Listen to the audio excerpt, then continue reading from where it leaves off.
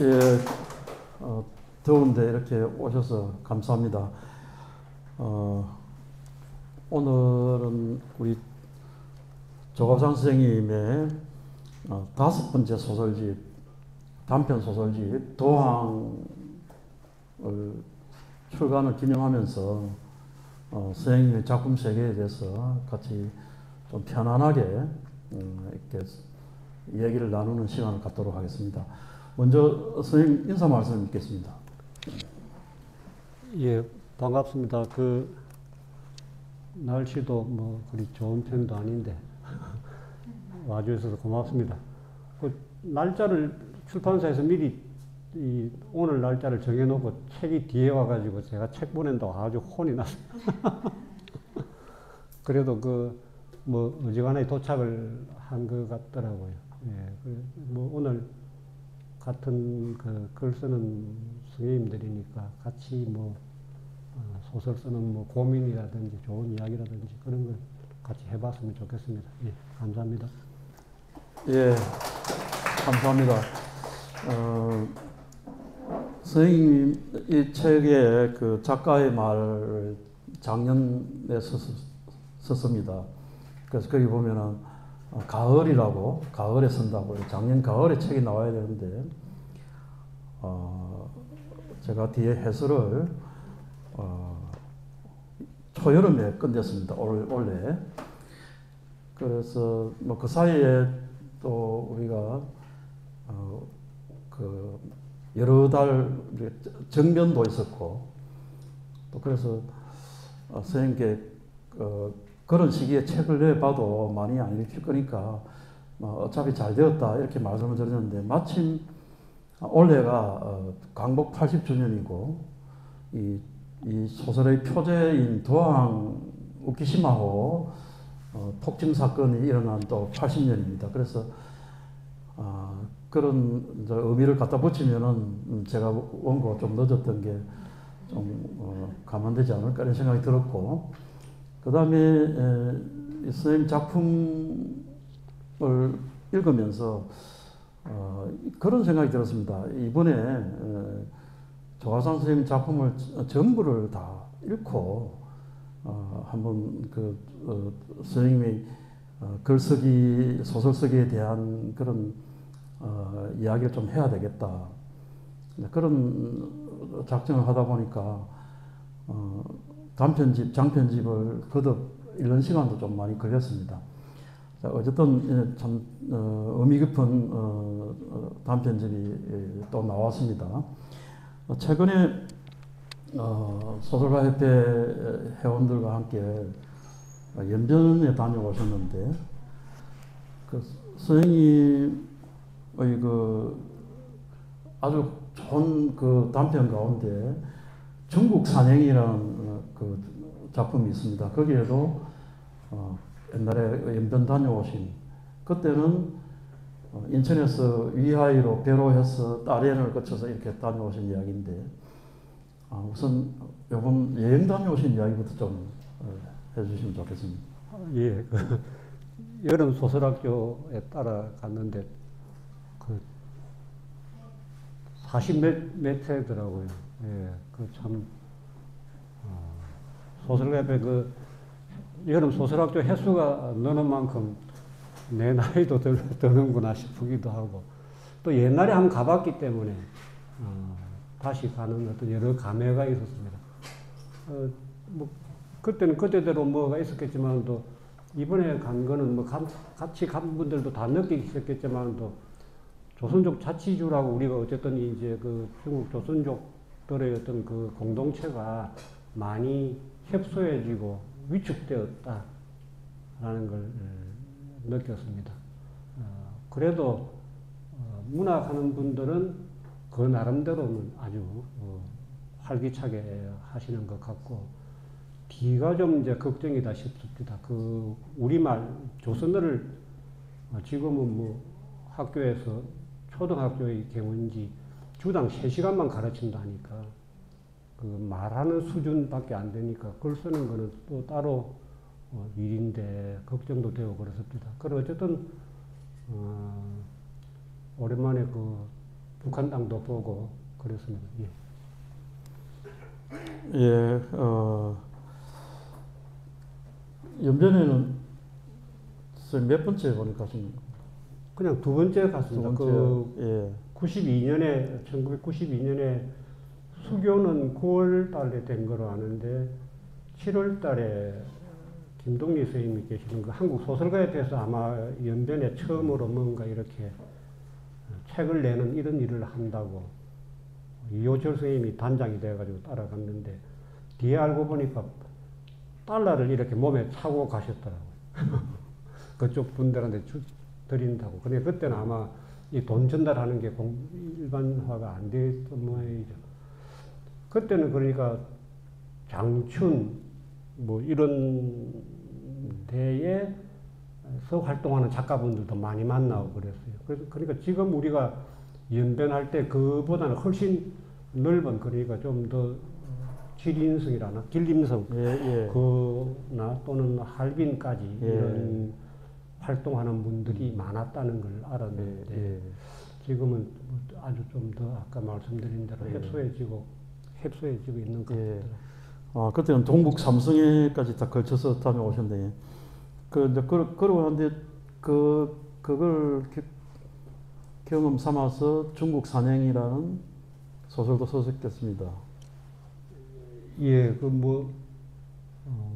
여행을 갔다 오면은 뭔가 이렇게 그게 오는 게 있으니까 그 제목을 그렇게 이제 그냥 산행을 하면서 어떤 이야기 끝에 이제 중국 이야기가 나오고 그걸 통해서 이제 여행 갔던 걸 기억하는 그런 거였는데 그때는 제가 어떤 관심이 있었냐면은 그냥 뭐 단체 여행이지만은도 그 차를 타고 가거나 기차를 타고 가거나 그 농촌의 풍광들이라든지 또는 스치거나 만나는 사람들, 조선족들 중에는 나이 많은 분들은 전쟁에 6.25 때 한국 전쟁에 그 의용군으로 중국 의용군으로 참전했던 분도 있을 거다라는 어떤 그런 생각을 가지고 뭐 그분들을 봤다는 말은 좀 이상하지만은 그런 생각도 있고 그랬습니다.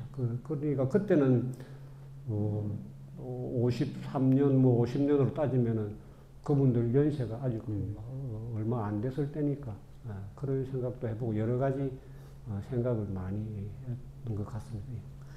예, 이 중국 산행에 보면 이제 경북 청도 산행을 하면서 중국에 다녀오신 이야기를 썼는데 거기에 보면은 조선족 의용군으로 참전한 그런 사람들의 이야기를 소설로 쓰시겠다 하는 뭐 작품 속에 나오는 이야기라서 작가의 말은 아닌데. 그렇죠. 그거는 그냥 이제 제 생각이고 예. 뭐 그게 한 구절 들어갔는 거는 몰라도 이제 예. 그 여행 중에 인상 깊었던 게 이제 그 위해항에서 다롄으로 이렇게 배를 타고 가는데 그 위에 그 항구에서 이렇게 이제 배는 이제 막 떠나고 이제 환송객이라 그러나요? 그분들이 이제 부두에 얼마 몇 명이 서가 있었는데 아가씨 한 명이 뛰면서 그 배 떠나는 걸 이렇게 끝까지 뭐 따라오듯이 하는 그런 게 있더라고요.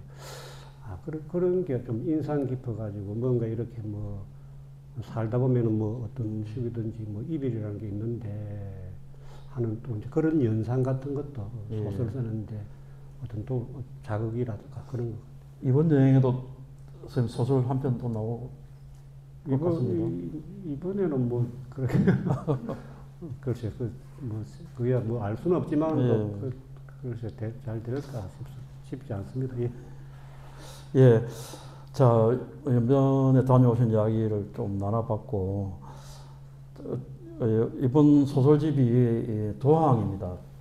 도항에 대해서는 선생님이 일찍부터 뭐 이동구의 도항 노동자 이런 뭐 단편에 언급도 하셨고 또 그 부산을 그 이야기한 그 삼원집에서도 그 이광수가 도항하면서 뭐 그 힘들었던 이야기 이런까지 다 한번 과거에 일제시대의 도항 이야기를 하셔서 도항에 대한 관심이 많았는데 일제시대는 이 관부일학선이나 일본하고 여기 해역을 왔다 갔다 하는 이게 굉장히 중요한 의미를 가지고 있었고, 그래서 일찍부터 관심을 가졌는데, 특히 이제 우키시마호 폭침 사건을 선생님은 관심을 또 많이 가지신 것 같습니다. 그래서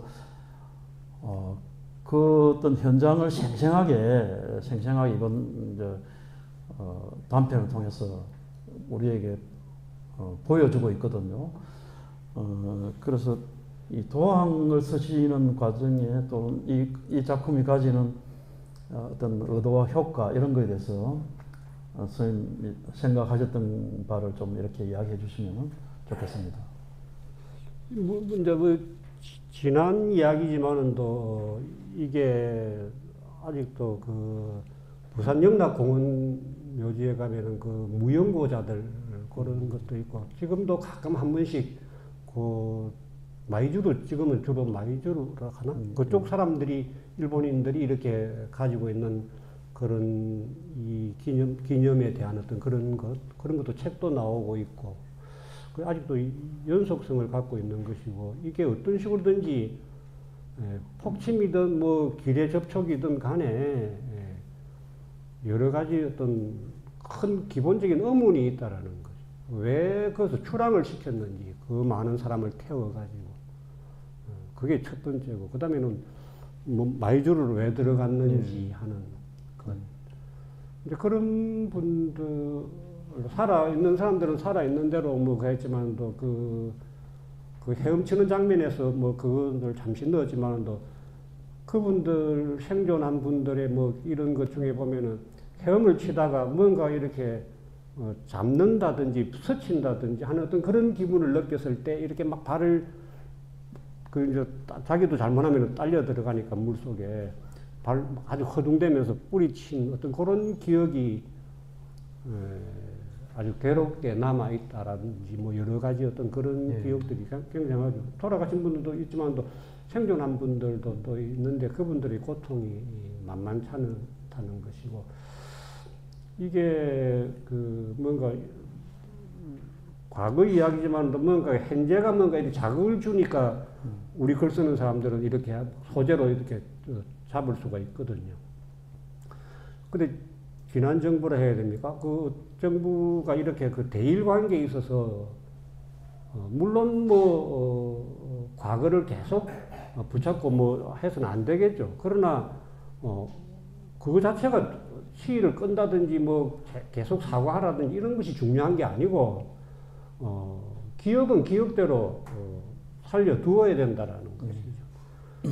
근데 이게 소설적 작업으로 본다면은 제가 그냥 언제 생각했는데 일본의 어떤 과거 역사를 소설로 써가지고는 과거 이야기든지 그게 뭐 그래서 그 한수산 승생의 그 군함도부터 또는 뭐 영어로 썼지만 어쨌든 뭐 최근에 뭐 아주 어쨌든 회자가 되는 빠친코까지. 빠친코는 그러다 어쨌든 이제 우리식으로 보는 것 시선이 다르기 때문에 뭐 성공한 소설이겠죠.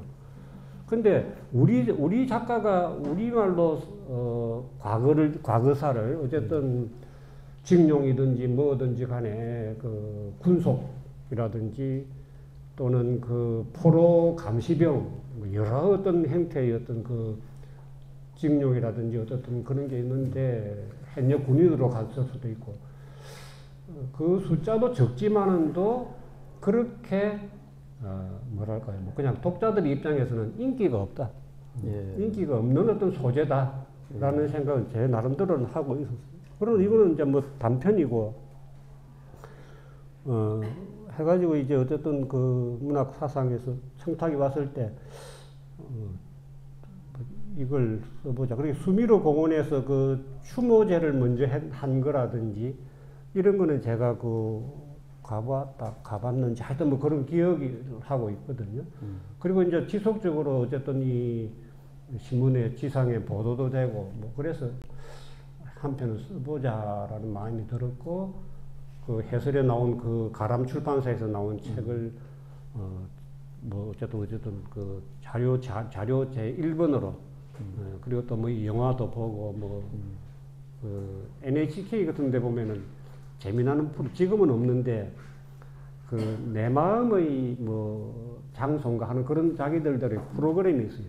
그러니까 독자 시청자가 그 이렇게 내가 옛날에 어렸을 때 이런 데 살았는데 지금 내가 나이가 들어서 가볼 수 없으니까 지금은 어떤지 한번 보여주세요 하면은 그 방송국에서 그 게스트를 하나 이런 사람을 동원해 가지고 예. 일정 부분은 자전거를 타고 이렇게 하던 가요. 거기에 보니까 내가 그게 오미나토인가 이쪽은 아니더라도 그 부근에 가는 건 있더라고요. 그냥 우연히 봤는데 뭐 그런 것도 자극도 되고 뭐 해가지고 어쨌든 이 작품을 썼어요. 그러니까 부산이라는 도시 자체가 어찌 보면은 도항이라는 어떤 그 말을 떠나서 그 행위라든지 의미를 놓칠 수 없는 곳에 우리가 살고 있으니까 뭐 협소하지만은도 아주 작지만은도 이런 소설도 뭐 있을 수 아니겠느냐. 그리고 또 아주 그 오래전에 그 살아있는 사람들 해설에도 나오던 그때는 어제 신문에 보니까 부산일보인가 국제신문을 보니까 조그만하게 사람을 찾는 광고가 났는데 그 광고가 아주 그 짧은 건데 40몇 년에 중국에서 만났던 사람을 찾는 거더라고요. 뭐 창원인가 뭐 하여튼 그런 거는 모르겠는데 하여튼 그런 걸 가지고 제가 그냥 이게 종군 위안부하고도 어쨌든 관계가 되겠다 싶어가지고 어쨌든 단편을 쓴 적도 있고. 그래서 어쨌든 그것도 뭐 생각이 나고 해가지고 이 도항이라는 작품을 썼습니다. 예. 조금 전에 말씀하신 이제 그런 작품, 그렇게 종군 위안부 이야기도 단편이 있었죠, 선생님. 그리고 의연중이라든지 뭐 이런 의연중도 참 의연중이라는 인물을 왜 포착했을까 이런 그 생각도 들었는데 그런 이야기까지 이제 계속 하자면 시간이 좀 길어지니까 그 다음 작품으로 저는 이 단편집에서 그의 봄을 돌이키는 방법에 대해 이 소설에 대해서 굉장히 주목을 했습니다. 그 선생님의 그 소설 쓰기에서 그 제목 붙이는 방법이 있는데 대체로 그 제목과 주제하고 연관이 대부분 다 있습니다. 있는데 특히 이번 그의 봄을 돌이키는 방법에 대해 이 제목은 참 특별하다. 이 방법이라는 말에 대해서 저는 이 눈길이 갔습니다. 그래서 이 소설을 쓰시면서 왜 방법이라는 말을 쓰셨는지 거기에 대해서 먼저 한번 여쭤보고 싶습니다. 근데 소설가는 그냥 제목을 이렇게 붙일까 저렇게 붙일까 뭐 고민을 하다가 어쨌든 붙이는데 저는 그렇게 뭐랄까요 뭐 생각을 해서 한 건 아니고 제목이 아주 좀 어찌 보면은 잘못 붙이면 어렵게 되고 뭐 또는 그냥 마땅한 게 없어서 아마 했을 것 같고 그다음에 가장 기본적으로는 뭐냐면은 어떤 그 팬데믹이라는 어떤 상황 자체가 너나 없이 어떤 고립이라는 어떤 그런 데에 그런 위치에 있는 것이고 그런 어떤 상황이 어떤 우리들에게 그게 가두었던 뭐 놓쳤던 그런 그 아주 그 과거를 옛날을 이렇게 돌아보게 할 수도 있지 않는가. 그런데다가 이제 마침 그 영화까지 이제 이 영화는 미리 찍었다가 팬데믹 때문에 한참 있다가 아마 내놓은 킹메이커라는 영화를 보게 되었고 그게 어쨌든 이제 이 소설의 어떤 주인공이 과거를 이렇게 돌아보게 되는 어떤 그 직접적인 계기가 되니까 제목도 뭐 그래 했다 뭐 그런 식으로 막. 예, 그렇게 말씀하시니까 제가 너무 심각하게 받아들이는지 모르겠는데, 그런데 이제 제가 이 소설을 보면은 이제 킹메이커라는 영화를 보면서 또 옛날에 그 시절 그렇게 1971년이죠. 그러니까 그 김대중, 박정희 이렇게 선거가 붙었던 그 해 이야기인데 그 영화 속에 나오는 이야기하고 또 그때 이 소설 속의 그 인물들이 그 대학생인데 연상의 여인을 우체국에 다니는 연상의 여인을 사랑한 이야기거든요. 근데 선생님 소설을 읽어보면은 성공한 사랑은 하나도 없어요. 다 실패한 사람들 뿐인데 특히 그 연상의 여인을 사랑한 이야기가 좀 들어 있습니다. 들어 있고 그 또 사랑이 실패하면은 이제 군대로 가거든요. 군대로 가고 또 이제 월남전은 안 가셨는데 월남전에 가버리기도 하고 이런 이야기를 이제 결국은 누구나 평행선 너머의 사랑을 꿈꾼다라는 장편하고도 연결되는데 이 소설에서도 그 중학교 시절부터 이야기를 끄집어내거든요. 이렇게 그래서 이 소설의 이 방법이라는 게 단지 그 소설적인 방법이 아니고 과거를 회상하면서 뭔가 자기를 치유하는 그런 면도 있겠다 이런 생각이 들었습니다. 그래서 이게 이제 그 이전에 나온 그 중학교 시절을 다룬 선생님 소설이 방화입니다. 중학생이 학교에 불지르는 이야기예요. 이 소설 정말 재미있게 읽었습니다. 다시 시작하는 끝에 실려 있습니다. 그 다음에 더 큰 비밀, 이런 이야기도 그 청소년 시절 이야기고, 그 다음에 거제된 사랑은 이제 청년 시절 이야기입니다. 청년 시절 이야기인데 이 거제된 사랑에서 이제 그 잘못된 사랑이 그 장편으로 이어지죠. 장편으로 이어지는데 이런 거하고 그 연장선에서 저는 이 소설을 읽었습니다. 이게 제가 잘못 읽은 건지 아니면 어떤 건지 좀 말씀해 주시면. 뭐 대단한 평론가께서 뭘 잘못 읽을 일은 있겠습니까? 그러게 방법 이야기하는 거 보니까 좀 근데 이제 제가 이제 이 책을 받고 지금 이제 어떤 선생님이 말씀하신 어떤 질문에 대한 답일 수도 있는데 책을 받고 어쨌든 이제 처음부터 읽는 거죠.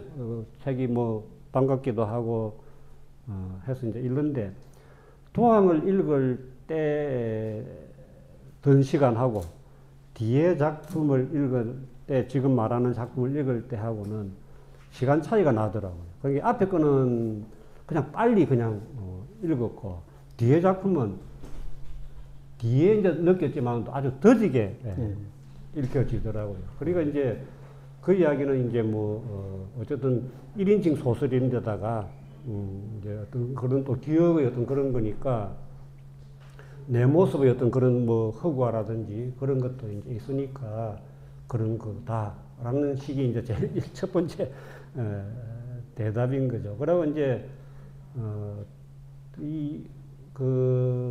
1971년이라는 해는 이제 어떤 해든지 간에 한 개인에게 누구에게든지 어떤 해가 어떤 연도가 어느 때가 좀 뭐랄까요 강력하게 뭔가 이렇게 봤든지 하여튼 그런 때가 있으니까를 한다면은 71년이 저한테는 좀 그런 해였어요. 거기 그 해 봄에 그 71년 봄에 국회의원 선거도 있고 대통령 선거도 있고 또 아시다시피 실미도 그 뭐라고 부르나요? 실미도 사건도 이해에 있었다고요. 그게 봄인가 약간 그 무렵에 있었다고요. 그리고 또 가을은 가을대로 또 그거는 이제 바깥 이야기인데 어쨌든 그 속에 제가 3학년이었어요 그때. 군대 가기 전에 3학년이었는데 여러 가지 뭔가 이렇게 뭐 3학년 정도 되니까 이제 뭔가 이렇게 뭐 글쓰기부터 여러 가지 어떤 뭐 이런 이제 고민 같은 게 있었겠죠. 거기다가 이제 가을 학기에 이제 2학기를 다녔는데 그때는 교련 반대 데모를 많이 할 때예요. 그러니까 이제 이 소설에 나오는 것처럼 어지간한 대학은 뭐 크든 적든 공개적이든 아니든 뭐 이렇게 어쨌든 교련 반대의 어떤 그런 걸 했는데 제가 다닌 학교는 이제 그렇지는 못한 조그만한 근데 어떤 점심 먹고 이렇게 다음 시간 뭐 시간이 남아가지고 어디 모여서 앉아가지고 3학년 남학생들인가 주로 이래가지고 누가 아이고 뭐 다른 학교는 아까 말한 대로 데모도 하는데 우리가 이 데모도 못할 망정 수업이라도 보이콧도록 하자 이래 듣지 말자 이래 된 거예요. 뭐 그래가지고 이야기를 주거니 받거니 하다가 그러자 해가지고 교련을 안 들어갔어요 수업을. 근데 그때 남학생들이 뭐 숫자가 뭐 한 열 몇 명밖에 안 됐나? 근데 이제 맨 처음에 그 이야기를 한 애는 군대를 갔다 온 친구예요. 그런 것도 뭐 예사로 생각되고 하여튼 그럴 때. 그리고 어쨌든, 교련은 안 듣고 수업을 이제 그 한 학기가 지났는데 교련 학점이 이제 안 나왔으니까 그 신체 검사를 미루는 어떤 그 혜택을 못 받게 되었어요.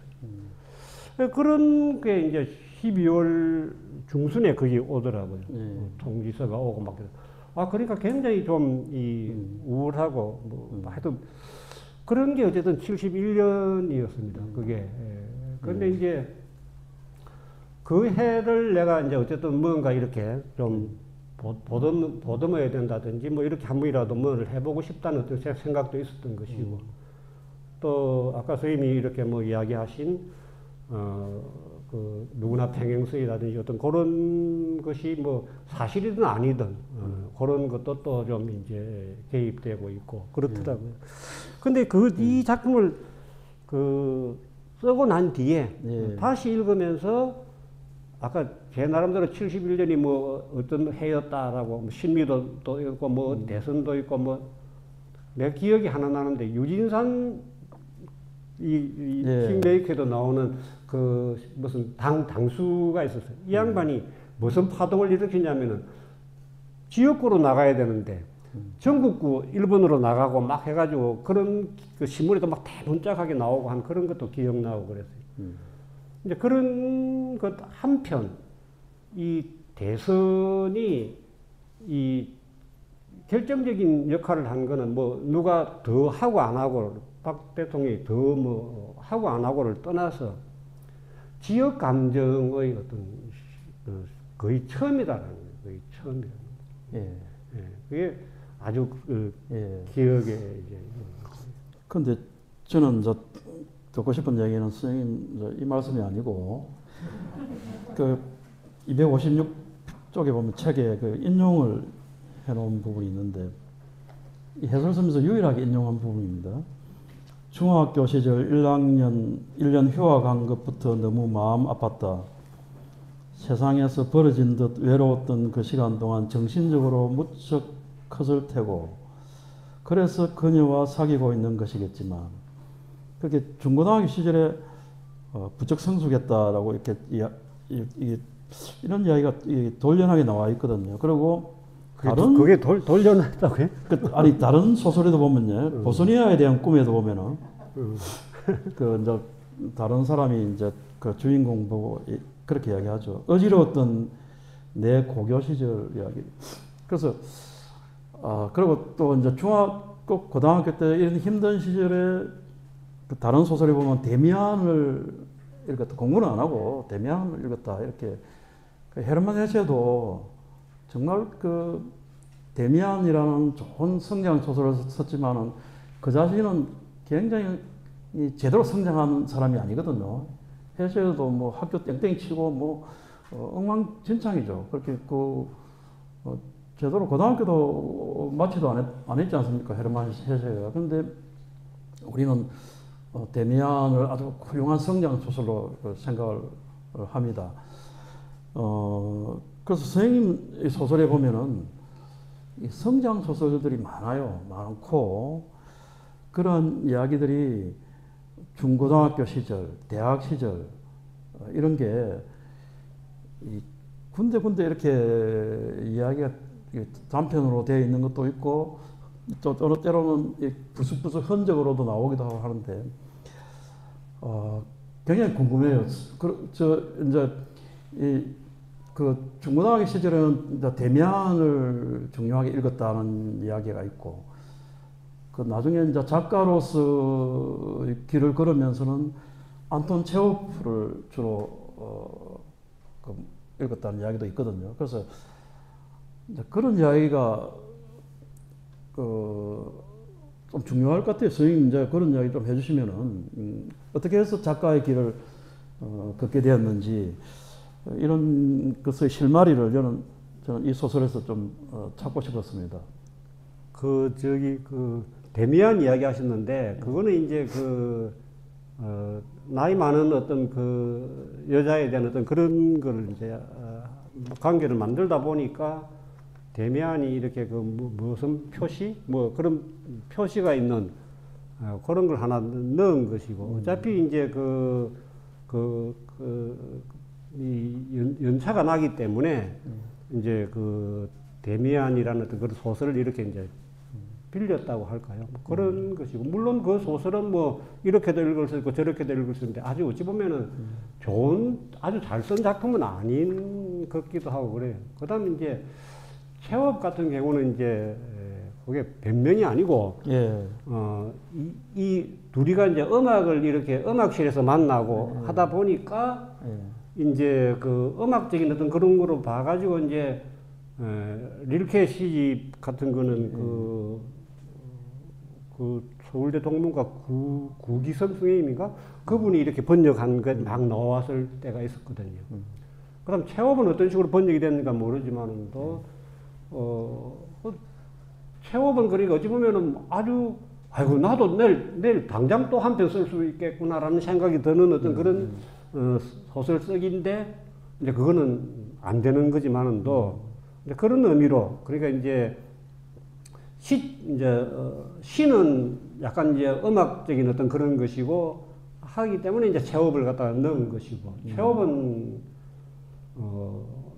많이 읽었어요. 예, 여러 번 읽고 뭔가 이렇게 이 기법도 기법이지만도 아주 짤막짤막한 어떤 그런 거지만도 인간이라는 어떤 존재에 대한 어떤 그런 걸 알려주는 어떤 그런 게 많기 때문에. 예.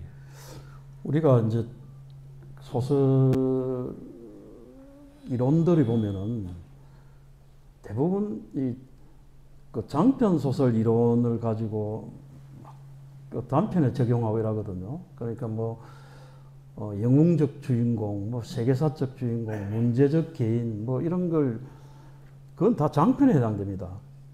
그리고 또 단편, 우리 교육에 잘못된 게 플롯 이론입니다. 발단부터 결말까지 있어야 된다. 그게 아니거든요. 이 단편은 밑도 끝도 없는 겁니다. 시작도 끝도 없는 거예요. 어디서 끝날 수도 있고. 그렇게 체업 소설이 그런 거거든요. 어디서 시작해서 순식간에 끝날 수도 있는데, 이 조화관 선생님이 혼자 웃기라는 이 소설을 등단작인데, 이 작품이 굉장히 뛰어난 작품이죠. 이 작품을 선정한 분은 이청준 소설가입니다. 동아일보 신춘문예. 그래서 친구가 다방 지하에서 인질극을 벌이고 있는데, 그 친구를 만나러 가면서 자기는 평소에 하던 수도 금침하던 생각을 하면서 혼자 웃거든요. 그걸 끝나버립니다. 그러니까 아주 심각한 상황인데도 일상에 그걸 웃음으로 이렇게 혼자 웃는 웃음으로. 다른 소설에서도 혼자 웃는 장면들이 조금 몇 번 보이던데, 선생님 뭐 평소에 자주 혼자 웃으시는다고. 근데 이런 방식, 이런 소설을 쓰시면서 단편 미학을 정말 수준 높은 단편을 쓰셨다고 생각이 드는데, 혼자 웃기 그 이후로 아주 일관되게 그런 미학적인 수준을 계속 유지하고 계신다고 보아지거든요. 근데 이게 등단을 좀 늦게 하셨잖아요, 선생님. 그 전에는 좀 어떤 그 작품을 쓰셨고, 이 등단이 어떻게 혼자 웃기에 와서 등단했는지 궁금해 하실 것 같아서 한번 그 점 좀 들려주십시오. 문학을 이제 뭐 하게 된 뭐 그런 건 다 뭐 비슷하거나 조금씩 다른데, 제 같은 경우는 그냥 초등학교 다닐 때 그냥 뭐 백일장도 나가고, 뭐 그때 한 웅변 대회도 많았기 때문에 웅변 대회도 나가게 되고 그랬어요. 그러니까 뭐 그냥 자연스럽게 그렇게 되고, 중학교 때는 그 학원이라는 잡지에 이렇게 뭐 써서 보냈는데, 그게 뭐 입선인지 가작인지 해가지고 독립성애이고 팽을 해가지고 실어. 그게 제목이 공락금이죠, 공락금. 그러니까 지금도 그런지는 모르지만, 어쨌든 내 이야기보다는 남의 이야기를 이렇게 하는 것이 소설이 아닌가라는 생각이 있었는지, 뭐 하여튼 그렇게 되고, 그 뒤에 이제 소설도 이렇게 쓰고 대학 다니면서 소설을 쓰고 했는데 잘 안 됐어요. 그게 심지어는 무슨 생각까지 들었냐면은, 그때는 원고지에다가 다 써서 보내는 거니까 내가 잘 쓰기는 잘 쓰는데 필체가 안 좋아가지고 던졌나 생각도 되고 그랬어요. 그러다가 79년 뭐 이런 세 편을 만들어 가지고 이렇게 보냈는데, 혼자 웃기가 되었어요. 뭐 그런데 이제 지금 마지막 생략법은 이제 그렇게 했다 하더라도, 제가 생각을 해보면, 선생님도 그때 이야기를 한번 했나, 뭐 너무 막 다 말을 하려고 한다. 또 그 말이 그대로 가는 모르겠는데, 어쨌든 다 맞춰 넣어 가지고 이렇게 하려고 하는 어떤 그런 게, 글쎄요, 그걸 차고 나가지 못하게 그냥 하는 어떤 그런 글쓰기를 계속 했다라는 생각이 들 때도 있고 그렇습니다. 예. 그러니까 절제된 이제 할 말 안 할 말을 이렇게 단편을 쓰면서 이렇게 굉장히 가려서 이렇게 절제된 일종의 그게 미적 글이죠. 작품이 하나의 그 미적인 대상으로 만드는 것인데, 좀 앞에 이야기한 그의 봄을 돌이키는 방법에 대하여가 1971년이라면은 1972년의 교육, 이거는 이제 군대 파월 교육대에 들어가 가지고 유신헌법 이제 이 교육을 받는 그래서 월남전에 참전하면은 이제 월급이 나오니까 그걸 미리 이제 군인들이 월급을 땡겨 쓰고 이런 문제들을 이렇게 다룬 그런 작품인데, 요 작품 앞에 병들의 공화국이라는 작품하고 이걸 보니까 연결이 되더라고요, 선생님. 연결이 되고, 군대 이야기, 그렇게 학교 이야기, 91년은 대학의 이야기, 대학이 마치 병영 같은 그런 이제 결혼 훈련을 하고 이런 병영 같으면은, 또 군대에서는 어떤 일이 있는가를 또 1972년의 교육으로 이야기했거든요. 병들의 공화국도 했고, 이런 이제 그렇게 억압적인 제도 속에, 그런 상황 속에 놓인 개인들, 이런데 굉장히 관심을 많이 가지신 것 같습니다. 그래서 이제 그런 이제 군대 이야기를 이제 그러니까 선생님 소설 전체를 읽어보면은 중학교 시절부터 고등학교, 대학, 군대 이야기가 쭉 나오거든요.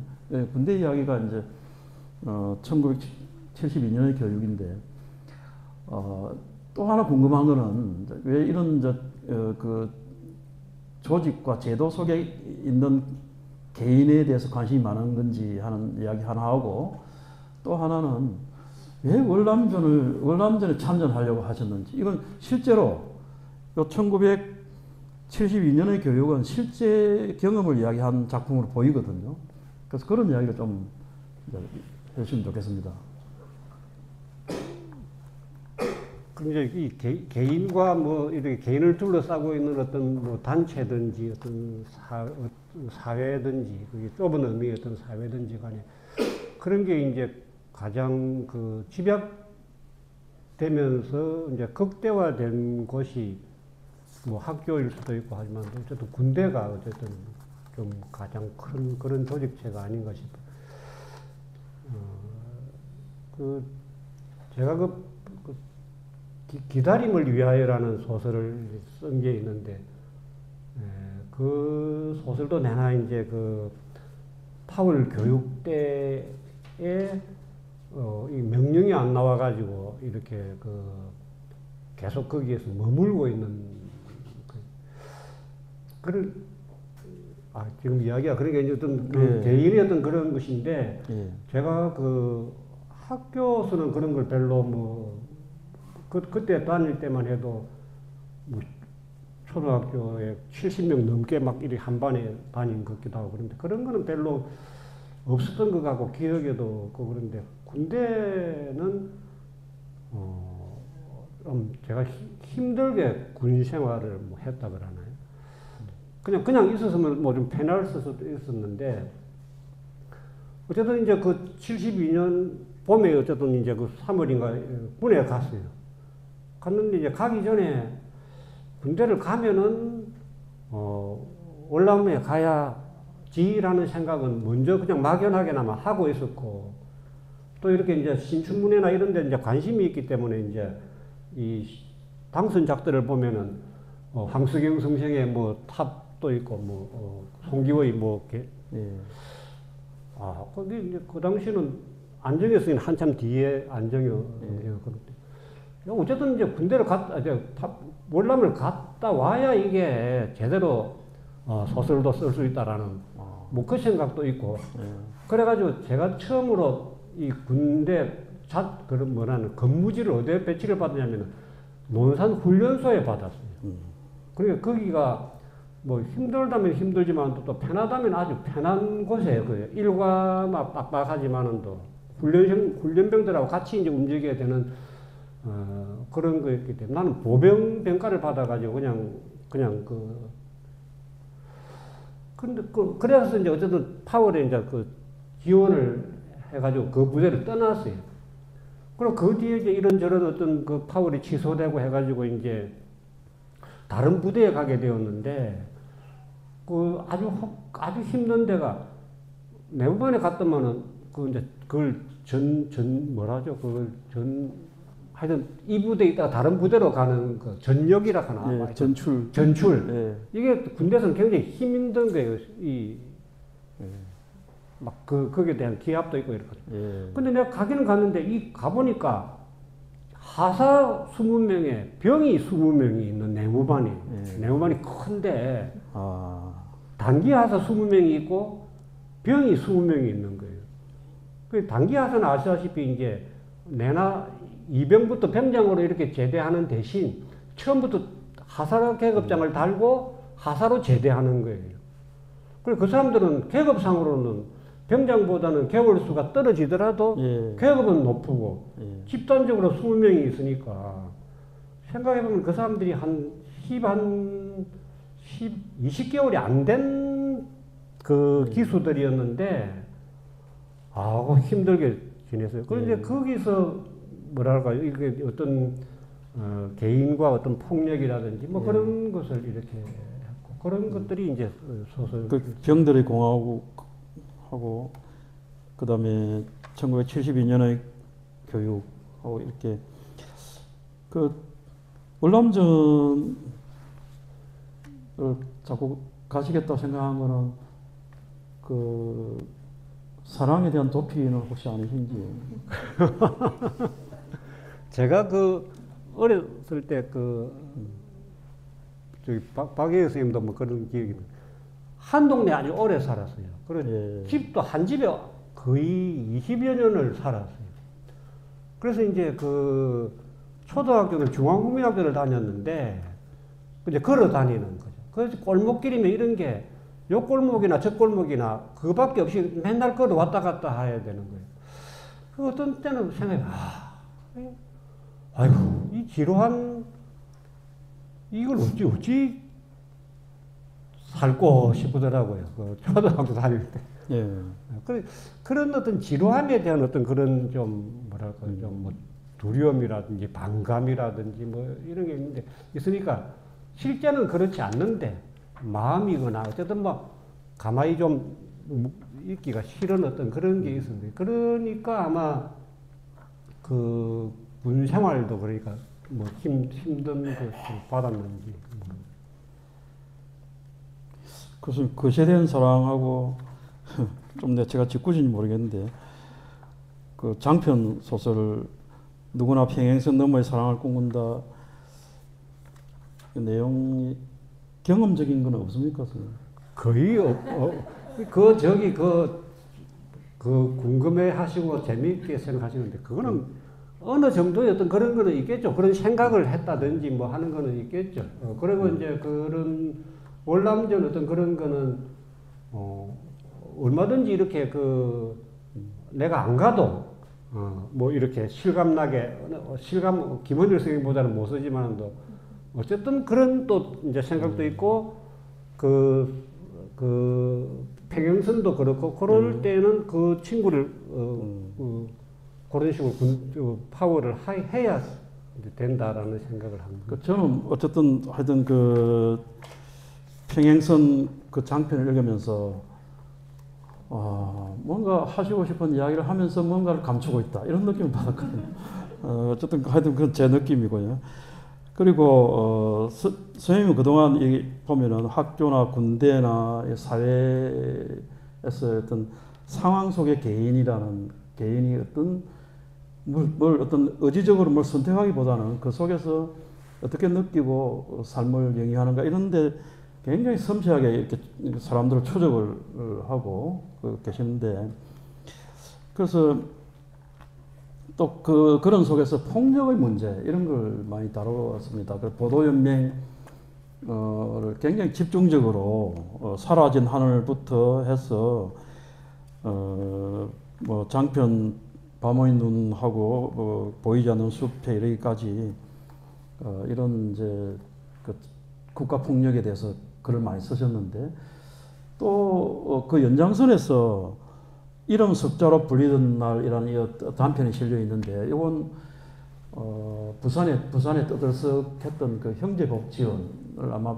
배경으로 하지 않았나. 이것도 역시 그 전두환 군부 체제 때 이루어진 있었던 일이기 때문에 이것도 역시 국가 폭력의 연장선에서 이제 볼 수가 있는데 이걸 단 하루 동안 거기서 있었던 일을 가지고 생생하게 리얼하게 우리에게 와닿도록 이렇게 작품을 써주셨습니다. 이 작품 뭐 어떤 그 의도를 갖고 이렇게 쓰셨는지 한번 듣고 싶습니다. 뭐 기억이 비슷할 수 있는데 기차 타거나 버스 타고 이렇게 구포 쪽으로 가다 보면은 계금 쪽에 건물들이 아주 특이하기 때문에 언덕바지에 눈에 보이고 그랬죠. 그래도 그런 불황자들 뭐 단속을 한다든지 하는 것도 알고 있었겠죠.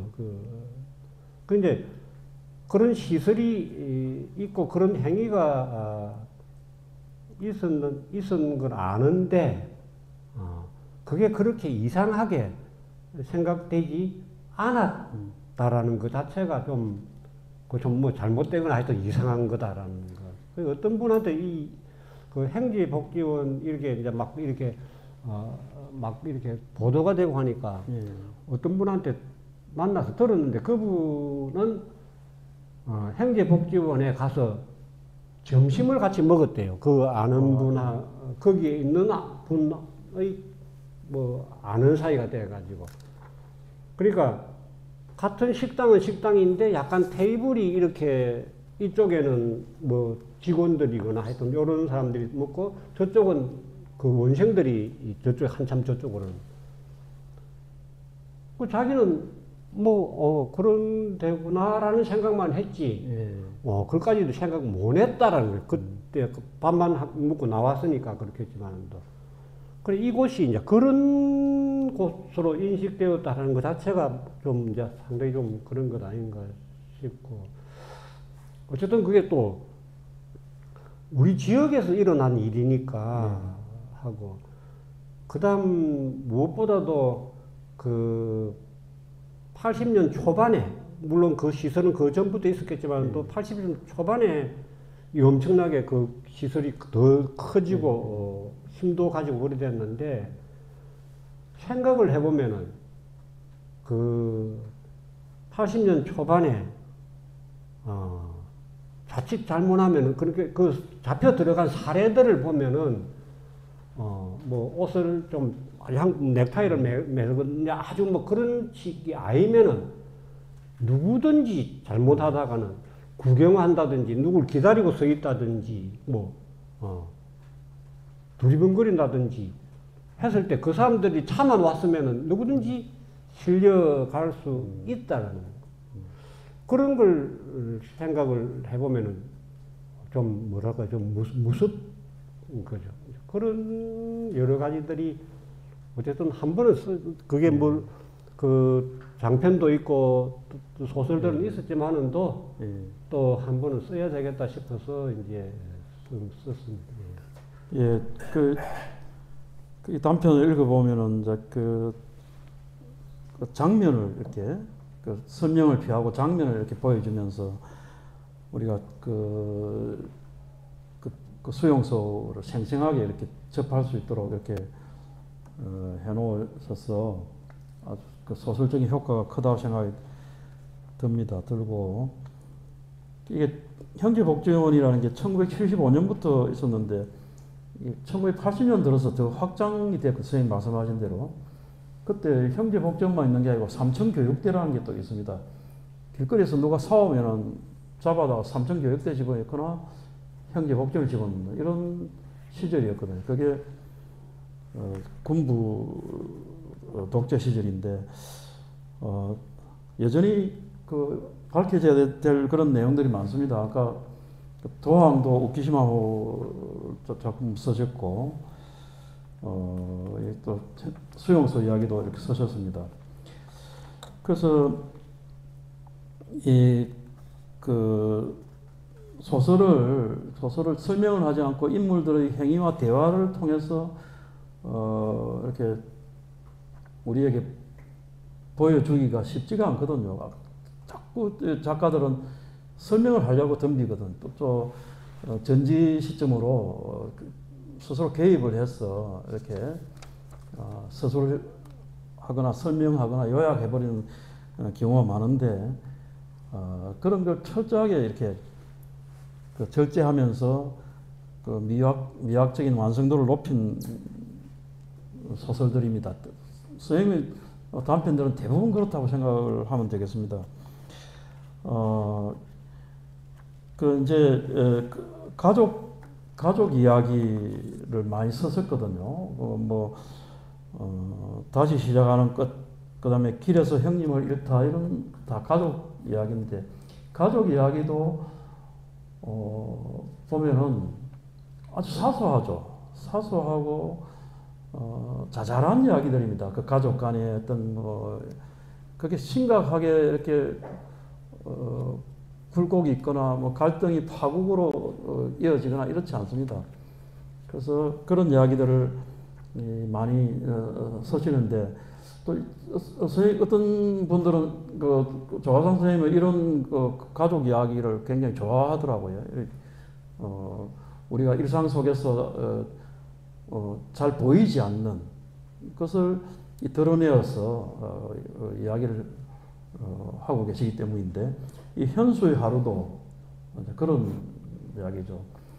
그래서 이렇게 사람들의 관계를 섬세하게 이렇게 그 내면까지를 이야기를 하면서 이렇게 서시자면은 평소에 좀 피곤하시지 않습니까 혹시? 저도 선생님 만나기 좀 겁납니다. 이렇게 제 내면이 보일까 싶었어요. 이렇게 가족 이야기를 이렇게 쭉 서시는 거는 좀 어떤 동기십니까? 그 작가가 뭐 가족 이야기 쓰는 거는 예. 그렇죠. 그게 드문 경우는 아닌데 예. 저는 그 뭐 형제도 여러 명이고 그 아버님 형제분들도 많고 어머님 형제분들도 많고 그러다 보니까 뭐 그런 걸 쓰게 되고 그렇겠죠. 그 저는 53년인가? 그 전쟁 끝나고 마산서 부산으로 이사를 왔는데, 근데 그 어느 도시, 누가 먼저 도시에 나오면은 그 고향에 있는 사람들이 이렇게 이제 도시로 나올 때 그 집을 거쳐서 가잖아요. 그러니까 그 뭐 사람들이 많이 드나든 것, 이제 그런 것도 이렇게 뭐 재종 형님이거나 뭐 누나라든지 뭐 이런 분들 또는 아저씨 분들 그런 분들을 갖다가 이제 자연스럽게 많이 알게 된 거죠. 그런 것 자체가 뭐 이렇게 소설 쓸 때 뭐 이래저래 기억에 남고 하면은 그게 뭐 소재로 활용되기도 하고 그런 거. 이제 이렇게 가족 이야기만 그런 게 아니고 이렇게 여러 노래가 섞여서 이 작품도 보면은 이제 저기 중앙아시아 이주된 그 고려인들을 따라 가는 이제 그런 주인공이 거기에 이제 같이 이제 섞여가는 이야기인데 70주년 이주 70주년 그러면 바이칼을 지나서 이제 중앙아시아까지 가는 과정인데 여러 사람들이 막 이런저런 이야기를 하고 노래도 부르고 막 이렇게 하는데 이런 것들이 계속 그 진행되면서 나중에 가서는 이렇게 서로 이제 교감에 이르는 이런 과정을 우리 생각에는 처음에는 뭐 서로 다투기도 하고 갈등하다가 나중에 좋아졌다 이렇게 끝낼 수 있는 이야기를 아주 이렇게 뭐 낱낱이 이야기들을 다 이렇게 디테일이 살아있는 그런 그 작품입니다. 그래서 이런 이 이야기, 이 소설을 읽으면서 이 소설도 선생님 그 실제로 예. 중앙아시아를 갔다 온 이야기죠. 예. 예. 이 작품 배경을 한번 이야기해 주시면. 예. 지금 우리가 고려인이라고 부르는 중앙아시아 사는 사람들은 자기들은 본래 조선인이라고 불렀는데 48년에 그 고향 떠난 그 고국이 두 개로 나뉘면서 정부가 들어섰는데 국호를 남쪽은 대한민국이라고 하고 저쪽 위쪽은 조선민주주의 인민공화국이라고 쓰니까 이 사람들이 조선인이라 말을 하면 이게 자칫 들리기를 이북 사람이라고 북한 사람이라고 들릴 수 있다. 그러면 조선을 갖다가 못 쓰니까 조선 앞에는 뭐고 고려. 그래서 고려인이 됐다라고 하더라고. 그 이제 또 있으면은 뭐 2주 뭐 100년이 되면 또 막 그 여행단을 모집해서 가겠죠. 그거 한번 따라가 보시면 재밌는데 저는 80주년에 갔는데 80주년 기념으로 갔는데 그 무렵이 그러니까 뭐 어떤 정부 시절이었는가 모르겠는데 하여튼 가는 데마다 이 열차를 이렇게 한 4칸 정도 식당 차는 단을 쓰든가 하여튼 이런 식으로 해가지고 가요. 가는데 행사도 하게 하고 막 그랬는데 막 이렇게 좀 좀 이렇게 서로 이렇게 좀 주최 측에 대해서 막 항의하는 그 손님이라 하나 그런 사람도 있고 뭐 손님들끼리도 또 좀 티격거리는 것도 있고 한데 그 자체가 그러니까 아마 그 당시 정부에 이렇게 그 뭐랄까요 남북 관계에 대한 생각이라든지 이런 것 자체가 작용을 한 것 같더라고요. 거기다 특히 이제 여기도 소설에도 나오는 것처럼 노래를 두고 또 이렇게 막 그것도 있고 한두 번은 그랬어요.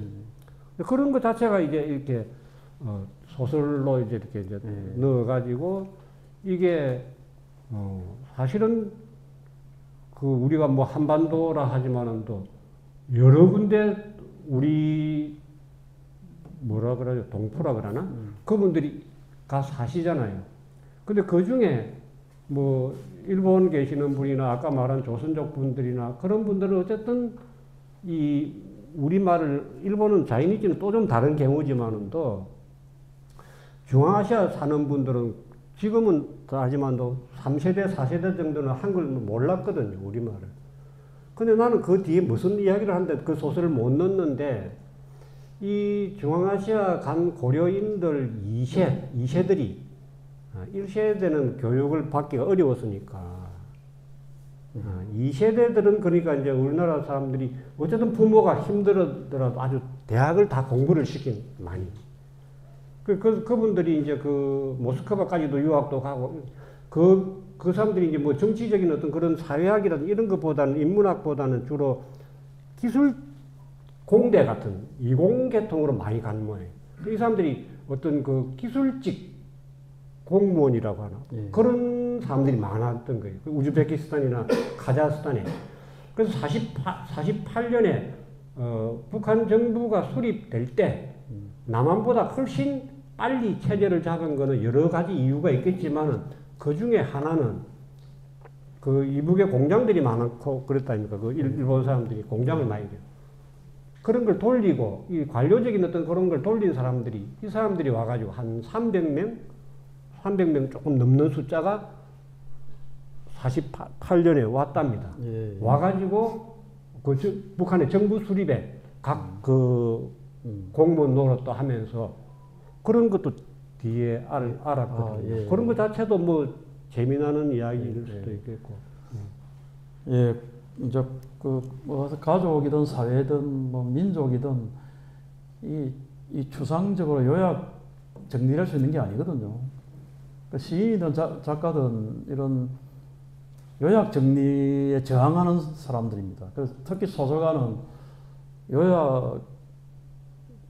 요약에 반발하는 분들이 소설가라고 생각하기. 그래서 삶을 굉장히 그 디테일을 찾아서 이렇게 이야기를 해야 되는데 그런 점에서 조가상 선생님의 단편 소설은 그 단편 소설의 그 가장 바람직한 그 전범들을 보여주고 있는 게 아닌가 생각이 듭니다. 그 헨리 제임스라는 사람이 이런 말을 했습니다. 정성껏 요리하는 것 이것 말고 다른 조리법은 없다. 이게 사실은 헨리 제임스가 소설 쓰는 걸 은유한 거거든요. 그 음식점도 정성껏 요리하는 집에 다 손님들이 몰려듭니다. 소설도 그런지는 모르겠는데 선생님이 소설 읽으면 굉장히 정성껏 요리를 한 것 같은 그런 느낌을 받았습니다. 그리고 저는 이제 소설가가 평생 이렇게 소설을 쓰고 이제 자기의 어떤 방법을 소설의 방법을 계속 이렇게 진전시키고 터득하고 발전시키는 이 과정은 소설가의 어떤 사유나 삶하고 분리될 수 없다. 그렇게 소설가는 소설의 방법을 통해서 자기를 성장시키는 존재라고 생각하거든요. 그래서 선생님 작품을 그런 식으로 읽으려고 조금 해봤는데 뭐 제대로 읽은지는 모르겠습니다.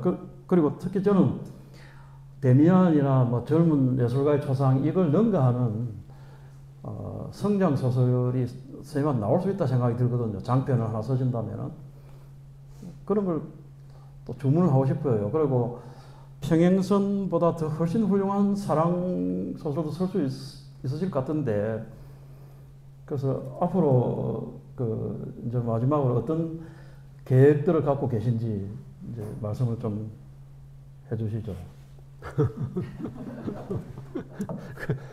작가의 말에 뭐 쓴 것처럼 물론 작년 늦여름에 써서 보내고 뭐 그걸 가을로 고쳤다가 또 이제 25년이 되었는데 거기에 나온 대로 뭐 이 운동장에 있기는 있는데 경기장에 있기는 있는데 빨리 그 휘슬 안 분화하는 어떤 그런 운동선수 같은 어떤 기분 뭐 그런 걸 가지고 있었어요. 그래서 이제 쓰기는 쓰고 뭐 해봤죠. 도항 뒤에는 뭐 이걸 장편으로 한번 만들어 볼 생각도 처음부터 있었으니까 요 사람들이 영동 사람들이 많아요. 충북 네. 영동. 네. 영동에도 한 2번 가보고 뭐 그래 했는데 물론 이제 뭐 부산에 사는 식으로 나중에 바꾸어야 되겠다고 했겠지만 근데 그게 마땅치 않더라고요.